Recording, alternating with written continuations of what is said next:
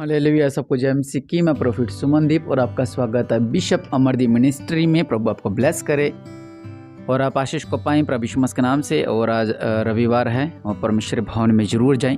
प्रभु आपको ब्लेस करे और हर एक बंधन टूटें आपके। और आज निश्चय ब्लेसिंग दिन है। परमेश्वर आपके जीवन में ब्लेस दें और अद्भुत कार्य होने पर आपके जीवन में आप आशीष को पाएं, ब्लेसिंग को पाएं प्रभु यीशु मसीह के नाम से। हमारा आज का टॉपिक है, आज मैं वचन पढ़ रहा था एक, तो मुझे एक अच्छा टॉपिक मिला। अगर आप पढ़ती याकूब 1:19 में लिखा हुआ है, सुनना और करना। ये बहुत ही एक गहरा टॉपिक है इसके ऊपर, लेकिन आज इसको हम साथ साथ पढ़ेंगे और साथ साथ इसको मैं आपको समझाऊंगा ताकि आपके जीवनों में ये कार्य कर सके, आपके अंदर ये कार्य कर सके, आपके जीवन में कार्य कर सके। हालेलुया। अगर हम वचन पढ़ते हैं तो वचन कहता है, हे मेरे प्रिय भाइयों, यह बात तुम जान लो, हर एक मनुष्य सुनने के लिए तत्पर और बोलने में धीर और क्रोध में धीमा हो, क्योंकि मनुष्य का क्रोध परमेश्वर का धर्म का निर्वाह नहीं कर सकता। वचन कहता है कि हर एक मनुष्य सुनने के लिए तत्पर रहे और बोलने में भी धीर और क्रोध में धीमा हो। मतलब प्रभु में जब आप हो तो आप बोलने में भी धीरज रखें थोड़ा सा, और अपने क्रोध को भी धीमा करें। बहुत से लोग ऐसे हैं जो कि अपने बोलने पर काबू नहीं कर पाते और अपने क्रोध पे तो वैसे भी काबू नहीं कर पाते हैं। आगे वचन कहता है, क्योंकि मनुष्य का क्रोध परमेश्वर के धर्म का निर्वाह नहीं कर सकता। हालेलुया। इस बात को आप अच्छे से गांठ बांध लें कि मनुष्य का क्रोध परमेश्वर का धर्म का निर्वाह नहीं कर सकता। इसलिए सारी मलिनता और बैर भाव की बढ़ती को दूर करके उस वचन को नम्रता से ग्रहण कर लो जो हृदय में बोया गया है, जो तुम्हारे प्राणों को उद्धार कर सकता है। हालेलुया। जो हम वचन सुनते हैं, जय हम आपको वचन सिखाते हैं, उसको कैसे अपने अंदर आने देना है, नम्रता से ग्रहण कर लो और हृदय में बोया जाने दो। यहीं पर हम सबसे बड़ी गड़बड़ी कर जाते हैं। जब हम वचनों को सुनते हैं, पहले बात हम वचनों को सुनते नहीं हैं। बहुत ऐसे लोग हैं जो वचन को ऊपर से निकाल देते हैं भी नहीं, जब लास्ट में प्रार्थना होगी तभी हम प्रार्थना करवा लेंगे, वचन नहीं वो सुनते। लेकिन वचन क्या कह रहा है, जब आप वचन सुनोगे, वचन सुनते सुनते आप चंगे हो जाओगे। और वचन हमें ये बता रहे यहाँ पे कि जब भी आप वचन सुनो उसको अंदर आने दो। हालेलुया। उसको अपने अंदर आने दो। बहुत से लोग हैं जो सुनते कान से निकाल देते हैं, फिर सुनते फिर कान से निकाल देते हैं। लेकिन वचन यहाँ पर हमें क्या सिखा रहा है कि उस वचन को अंदर आने दो नम्रता के साथ। हालेलुया। लेकिन हम क्या करते हैं, हम नहीं कर पाते ऐसा। परंतु वचन पर चलने वाले बनो और केवल सुनने वाले ही नहीं जो अपने आप को धोखा देते हैं।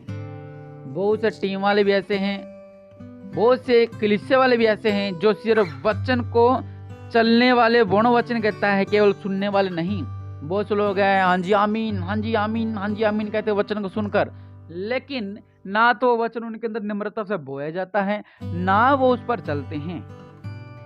ये मैं नहीं, है पवित्र वचन कह रहा है। याकूब 1:22 में लिखा हुआ है, वचन पर चलने वाले बनो और केवल सुनने वाले ही नहीं जो अपने आप को धोखा देते हैं। इसका मतलब आप अपने आप को धोखा दे रहे हो जब आप वचनों पर नहीं चलते हो। मैं सबके लिए कह रहा हूँ, चाहे कलीसिया का चाहे स्टाफ का कोई भी हो, और जब हम वचनों पर नहीं चलते इसका मतलब हम अपने आप को धोखा दे रहे हैं। आगे और भी इसमें बहुत सी कड़वी बातें लिखी हुई हैं, लेकिन ये सत्य है। हम वचन को नम्रता से अंदर बीजने नहीं देते हैं, उगने नहीं देते हैं, तो ये हमें शैतान गिरा देता है। जब हम सोचते हैं हमें ऊंचा पद मिलने वाला है, शैतान हमें गिरा देता है। जब हम सोचते कुछ अच्छा हमें मिलने वाला है, हमें शैतान गिरा देता है। जब हमें चंगाई मिलने वाली होती है, शैतान हमें गिरा देता है। जब हमें अच्छी चीज मिलने वाली होती है, जब गम हटकर खुशियां आने वाली होती हैं, तब भी हम उससे दूर हो जाते हैं, क्योंकि खुशियां दूर हो जाती है और हमें गम ही गम मिलता रहता है, क्योंकि हम वचनों को अपने अंदर नहीं आने देते हैं। और दूसरी बात, हम हमारी जुबान पे लगाम नहीं रखते हैं। तीसरी बात, हम वचनों पर नहीं चलते हैं बल्कि अपने आप को धोखा देते हैं। आगे पढ़िए, आगे लिखा है, क्योंकि जो कि वचन का सुनने वाला हो उस पर चलने वाला न हो तो वह मनुष्य के समान है। यहाँ पे यह बताया गया कि जो सिर्फ वचन को सुनते हैं, जो सिर्फ वचन को सुनते हैं उस पर चलते नहीं, वो किसके समान है।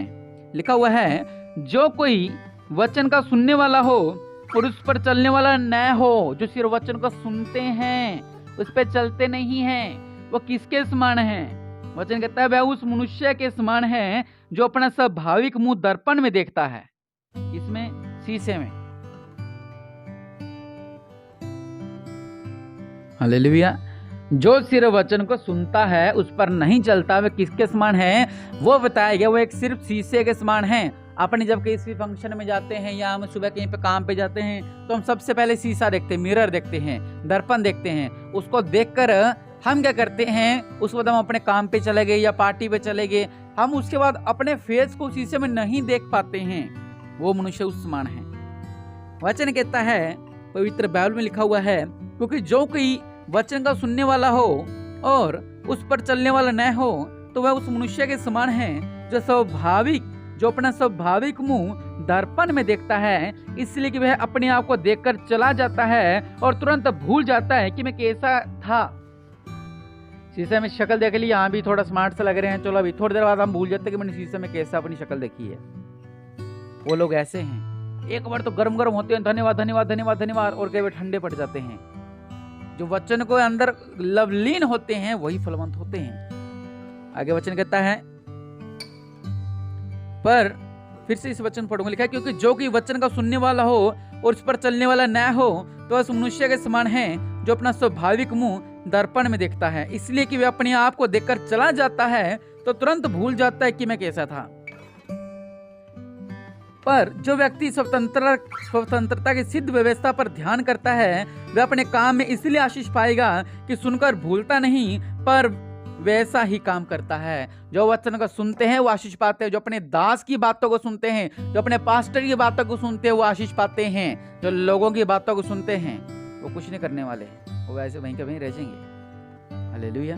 वचन साफ साफ हम यहाँ पे बता रहा है कि वो उसके समान है जो बस सुबह से मुंह देख लिया और बाद में चला गया। हमारे पास चंगाई एकदम से आ जाती है, कई बारी धन्यवाद प्रभु जी चंगाई आ गई, बाद में कई बार कुछ दिन बाद फिर बीमारी हमारे घर में आ जाती है। तो ऐसे ही होता है, क्योंकि हमारा जो हम अपने दास की बातों पर चलते नहीं हैं, उसके वचन पर चलते नहीं हैं। हम पड़ोसियों की बातों पर चलते हैं, किसी पड़ोसी ने वचन सुना दिया हम उसके पीछे हो लेंगे, किसी दोस्त ने वचन सुना दिया हम उसके पीछे हो लेंगे, किसी भाई ने वचन सुना दिया हम उसके पीछे हो लेंगे, किसी ने आपका हालचाल पूछ लिया हम उसके पीछे हो लेंगे।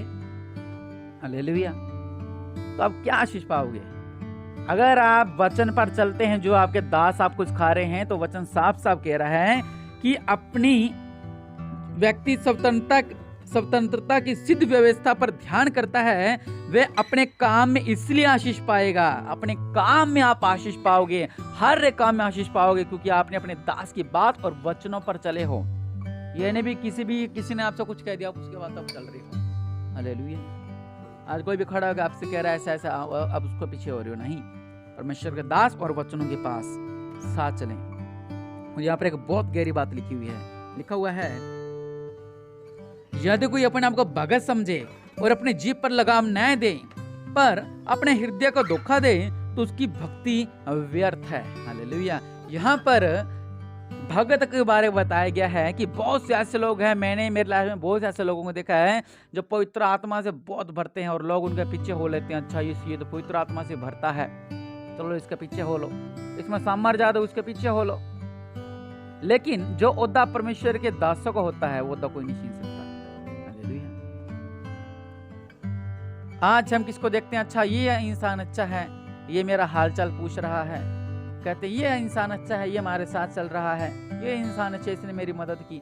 वचन साफ साफ हमें ये एक बात बता रहा है कि जो अपने आप को भगत कहे, भगत अगर वो खुद को अपने आप को भगत कह रहा है कि मैं तो पास्टर हूँ जी, मैं तो पास्टर हूँ जी, मैं तो बहुत अच्छा परमेश्वर का सेवादार हूँ जी, लेकिन अगर अपनी जीभ पर लगाम न दे और अपने हृदय को धोखा दे तो उसकी भक्ति व्यर्थ है। हालेलुया। हम धोखा देते हैं। हालेलुया। वचन साफ साफ कह रहा है। और मैंने बहुत से ऐसे लोगों को देखा है जो अपने को भगत कहते हैं कि जी मैं तो भगत हूँ, मैं भगत हूँ, मैं भगत हूँ, मैं रात को उठ के प्रार्थना करता हूँ, मैं दिन में प्रार्थना करता हूँ, मैं चलते फिरते प्रार्थना करता हूँ। और आपके सामने दिखाएंगे कि आप वो चाय भी पी रहे होंगे तो अन्य भाषा में बातें करते दिखाएंगे, अपने को बहुत बड़ा भगत कहते हैं वो लोग। लेकिन बाइबल साफ साफ कह रही है कि वो उसकी भक्ति व्यर्थ है। क्यों? क्योंकि कोई अपने आप को भगत समझे और अपनी जीभ पर लगाम बना दे। और ऐसे लोग हैं कि आज यहाँ पर निंदा कर रहे हैं, आज वो पास्टर के परिवार की निंदा कर रहे हैं, आज पास्टर की निंदा कर रहे हैं, आज कलीसिया की निंदा कर रहे हैं, आज लोगों की निंदा कर रहे हैं, आज चर्च की हर एक चीज की निंदा कर रहे हैं और हर किसी निंदा कर रहे हैं, हर एक बात की निंदा कर रहे हैं। तो वो अपने आप को भगत कहता है, मैं तो भगत हूँ, मैं भगत हूँ। बाइबल साफ साफ कह रही है कि उसकी भक्ति व्यर्थ है। हालेलुया। जो पौधा परमेश्वर ने नहीं लगाया वो सड़ जाते हैं, जो घर परमेश्वर ना बनाए उसका बनाने वाला का व्यर्थ है, गिर जाता है। हालेलुया। इसलिए आप इस बात को समझें कि अगर हम वचन पर चलते हैं, अगर वचन पर नहीं चलते तो हम अपना मुख कहाँ पर देख रहे हैं? शीशे में देखते हैं, मिरर में देखते हैं, बाद में हम अपने आप को भूल जाते हैं, हम अपने आप को धोखा देते हैं। इसलिए परमेश्वर के लोगों इस बात को सुने और समझे। आप इस वचन को फिर से पढ़ सकते हैं याकूब 1:19 में, और बहुत अच्छी बातें लिखी हुई हैं। परमेश्वर आपको ब्लेस करे और बात को समझे। वचन हृदय में होना चाहिए, हृदय की गहराई में। परमेश्वर आपको ब्लेस करे। अपनी आंखों को बंद करे, प्रार्थना करते हैं। दया करने वाले परमेश्वर, हम महान हैं, आप राजाओं को राजा, प्रभु को प्रभु हैं।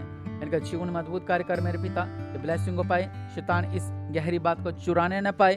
और मेरे पिता परमेश्वर, जो अपने आप को भगत कहते हैं, मेरे पिता परमेश्वर, आपने कहा इनकी भक्ति व्यर्थ है, क्योंकि ये मुंह से बहुत कुछ बोलते हैं, अपनी जीभ पर लगाम नहीं देते हैं, कभी कहाँ भड़काते हैं, कभी क्या भड़काते हैं, कभी क्या भड़काते हैं। तो वो लोग व्यर्थ है, उनकी भक्ति व्यर्थ है। चाहे 20 साल पुराने मसीह हैं, चाहे 10 साल पुराने मसीह, उनकी भक्ति व्यर्थ है, क्योंकि जब तक अपनी जीभ पर वो लगाम नहीं देते हैं। तो आप भी परमेश्वर के आगे अपने घुटनों को टेक प्रार्थना करेंगे, प्रभु जी जो वचन है ये हमारे जीवनों में फलवंत होने पाए, जो वचन पे हम चलते हैं ये हमारे हृदय में गहराई से बसने पाए। और निश्चय परमेश्वर आपको ब्लेस करेंगे जब आप वचनों को सुनेंगे और वचनों पर चलेंगे। परमेश्वर आपका जीवनों में अद्भुत कार्य करेंगे और आप आशीष को पाएंगे, प्रभु यीशु मसीह के नाम से, आमीन।